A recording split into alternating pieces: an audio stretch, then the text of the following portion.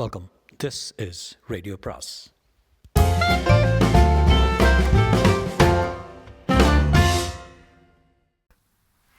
அனைவருக்கும் அன்பு வணக்கம். ராஜேஷ்குமாரின் நில் கவனி காதலி அத்தியாயம் 19. தீனதயாளன் தொலைபேசியில் இக்பால் சொன்னதை கேட்டு திடுக்கிட்டான். தன் பேச்சை தொடர்ந்தான். இக்பால், நீ என்ன சொல்கிற? உன்னையும் கதிர் வேலையும் யாரோ பின்தொடர்ந்து வந்த மாதிரி இருந்தா? ஆமாங்க ஐயா. எதில் வந்தாங்க? காரில். உங்கள் காரைங்க? கருவேலங்கப்பம் வரைக்கும் பின்னாடியே வந்துட்டு இருந்த காரு அதுக்கப்புறம் எங்களை முந்திட்டு போயிடுச்சு. காரோட நம்பரை பார்த்தியா? நம்பரை பார்க்க முடியலைங்கய்யா. சரி, மணி 12 ஆனதும் ஒரு நிமிஷம் கூட தாமதம் பண்ணாமல் சுகிருதாவை எரிச்ச இடத்துலேருந்து ஒரு கைப்பிடி மண்ணை எடுத்துக்கிட்டு வந்துடுங்க. வரும்போது அந்த கார் மறுபடியும் உங்கள் பைக்கை தொடர்ந்தா எனக்கு தகவல் கொடுங்க. சரிங்க. தீனதயாளன் தன் செல்ஃபோனை அணைத்து விட்டு ஈஸ்வரமூர்த்தி ஏறிட்டான். அப்பா, நான் சந்தேகப்பட்ட மாதிரி தான் எல்லாமே நடந்துகிட்ருக்கு.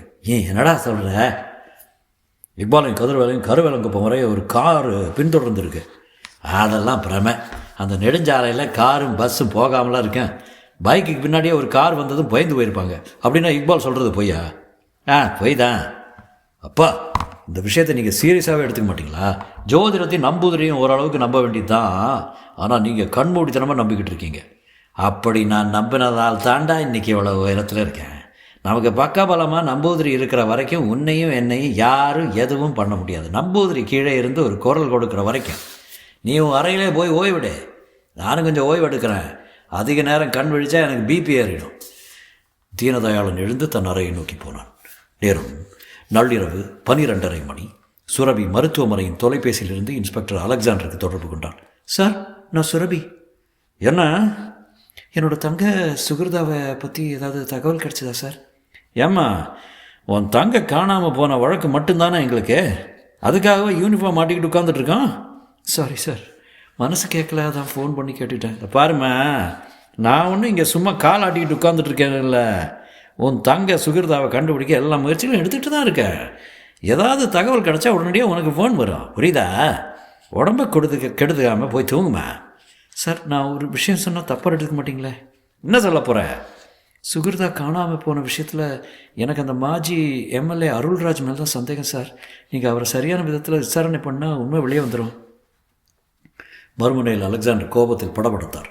யாரை விசாரணை பண்ணும், யாரை பண்ணக்கூடாதுன்னு எனக்கு தெரியும். நீ கை காட்டுறவங்களெல்லாம் நான் விசாரிக்க முடியாது. நீ நினைக்கிற மாதிரி அருள்ராஜ் தப்பான ஆள் கிடையாது. அவர் அரசியல்வாதி தான். ஆனால் அரசியல்வாதிகளுடைய கிரிமினல் புத்தி அவர்கிட்ட இல்லை. நாட்டில் இன்றைக்கி இருக்கிற அரசியலில் ஒழுக்கம் நேர்மை இல்லைங்கிற ஒரே ஒரு காரணத்துக்காக அரசியல் வாழ்க்கையிலிருந்தே விலகிட்டவர் அருள்ராஜ். சார், நான் என்ன சொல்ல வர்றேன்னா... நீ ஒன்றையும் சொல்ல வேண்டாமா, முதல்ல ஃபோனை வை. சுரபி திடுக்கிட்டான். மறுமுனையில் ரிசீவர் கோபமாய் கவிழ்க்கப்படும் சத்தம் கேட்டது. நாராயண நம்பூதிரிகள் அந்த பங்களாவின் வராந்தாவில் நடை போட்டுக் கொண்டிருந்தார். 10 வினாடிக்கு ஒரு முறை பார்வை காம்பவுண்ட் கேட்டுக்கு வெளியே போய்விட்டு வந்தது. மணி 2 போது, இன்னும் இந்த 2 பேரை காணாமே. ஒரு கைப்பிடி மண் எடுத்துகிட்டு வர்றதுக்கு இவ்வளவு நேரமா? நம்பூதிரிகள் சத்தம் போட ஈஸ்வரமூர்த்தி அந்த நள்ளிரவிலும் வியர்த்த முகத்துடன் கைகளை பிசைந்தார். காரணம் என்னன்னு தெரியல சுவாமி. இக்பால் கிட்ட செல்ஃபோன் இருக்கே, அந்த செல்லுக்கு ஃபோன் பண்ணால் சிக்னல் கிடைக்கல. பக்கத்தில் நின்று தீனதயாளன் குறுக்கிட்டு சொன்னான். சுவாமி, அவங்க ஏதாவது பிரச்சனையில் மாட்டியிருப்பாங்கன்னு நினைக்கிறேன். அது மாதிரியே நேரங்களில் செல்ஃபோனை இக்பால் ஆஃப் பண்ணி வச்சுருவான். நம்பூதிரிகள் கண்கள் சிவந்தன. அவங்க 2 பேரும் பிரச்சனையில் மாட்டியிருப்பாங்கன்னு நீ எப்படி சொல்கிற? 12 மணிக்கு முன்னாடி நான் செல்ஃபோனில் இக்பாலோட பேசும்போது அவங்க 2 பேரும் யாரோ காரில் பின்தொடர்ந்து வந்தால் சொன்னால், ஒருவேளை அவங்களால ஏதாவது பிரச்சனை ஏற்பட்டிருக்கலாம் சுவாமி. ஏதாவது விபத்து ஏற்பட்டிருக்குமோ? நான் வேணுமா கருவேலங்குப்பம் போய் பார்த்துட்டு வரட்டுமா சுவாமி? போயிட்டு வா. 4 மணிக்குள்ளே அந்த கைப்பிடி மண் என் கைக்கு வரணும். பூஜையை சூரிய உதயத்துக்கு முன்னாடி முடிக்கணும், இல்லைன்னா பலன் இருக்காது. தீனதயாளன் தலையாட்டி விட்டு போர்ட்டிகோவில் நின்றிருந்த தன் காரை நோக்கி போனான். அதே வினாடி பங்களாவின் உள்ளறையில் தொலைபேசி கூப்பிட்டது. ஈஸ்வரமூர்த்தி வேகமாக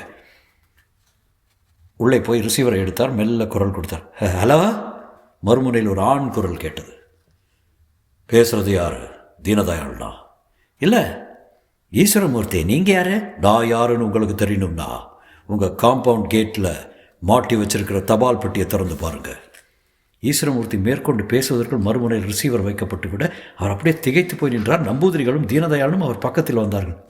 ஃபோனில் யார்? தீனதயாளன் கேட்டார். தெரியல. கேட்டால் நம்ம காம்பவுண்ட் கேட்டில் இருக்கிற தபால் பெட்டியை திறந்து பார்க்க சொல்கிறான்.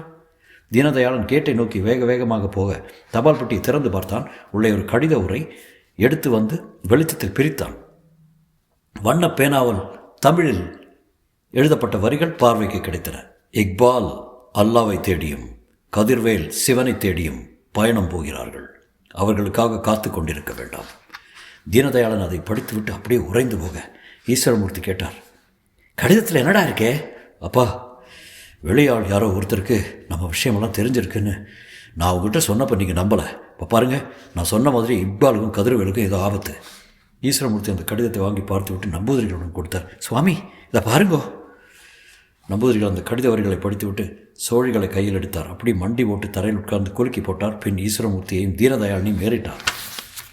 பயப்படாதீங்க, அவங்களுக்கு ஏதோ ஒரு ஆபத்து ஏற்பட்டிருக்கு, உண்மைதான். அந்த ஆபத்துலேருந்து தப்பி 2 பேரும் நாளை காலையில் 10 மணிக்குள்ளே வந்துடுவாங்க. நிச்சயம் வந்துடுவாங்களா சாமி?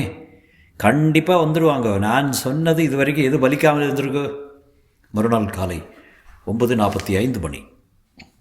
நாராயண நம்பூதிரிகள் குளித்து பூஜை புரஸ்காரங்களை முடித்துவிட்டு பங்களாவின் முன்னறைக்கு வர ஈஸ்வரமூர்த்தியும் தீனதயாளும் கன்னங்களுக்கு கையை முட்டு கொடுத்தபடி சோபாவில் சாய்ந்திருந்தார்கள். பயப்படாதீங்கோ, யாருக்கு எந்த ஆபத்தும் வராது. நான் ஒரு விசேஷ பூஜை பண்ணிட்டு தான் வந்திருக்கேன். எந்த நிமிஷமும் கதிர்வேலும் இக்பாலும் வரலாம். நம்பூதிரிகள் சொல்லிக்கொண்டே ஈஸ்வரமூர்த்திக்கு பக்கத்தில் வந்து உட்கார்ந்தார். ஈஸ்வரமூர்த்தி பெருமூச்சு அறிந்து விட்டு சொன்னார், சாமி, ராத்திரி பூராவும் நானும் தீனதயாளனும் தூங்கவே இல்லை. சுகிருதா கடத்தப்பட்ட விஷயமும் அவளோட உடலை எரித்த விஷயமும் வெளியே யாருக்கோ தெரிஞ்சு போய் அவங்க தான் நமக்கு எதிராக செயல்பட்டுக்கிட்டு இருக்காங்கன்னு நினைக்கிறேன். நம்பூதிரிகள் சிரித்தார். நமக்கு எதிரிகளே கிடையாது, அதுபோல் எந்த ஒரு விஷயத்திலும் தோல்வியும் கிடையாது. தைரியமாக சந்தோஷமாக இருக்க, யாரும் நம்ம ஒன்றும். தீனதயாளன் குறுக்கிட்டார். இல்லை சுவாமி, ஜாதகத்தையும் சோழத்தையும் நம்பிக்கிட்டு நம்ம அலட்சியமாக இருக்கக்கூடாது. கதிர்வேலும் இக்பாலும் நாளை காலையில் 10 மணிக்குள்ளே வந்துடுவாங்கன்னு நேற்று ராத்திரி சொன்னீங்க. இப்போ மணி 10, இன்னும் அவங்க வரல. அவங்க வருவாங்கிற நம்பிக்கையும் எனக்கு இல்லை. தீனதயாளன் சொல்லி கொண்டிருக்கும் போதே திறந்திருந்த கேட் வழியாக அந்த மஞ்சள் நிற வேன் பங்களா உள்ளே நுழைந்தது. போர்ட்டிகோவில் நின்றது. உள்ளே இருந்து அலட்சியமாக ஒரு ஆள் இறங்கினான். வேனின் பின்பக்கம் போய் அதன் கொக்கியை தூக்கி கதவை திறந்து ஒரு பெரிய மலர் வளையத்தை வெளியே இழுத்தான்.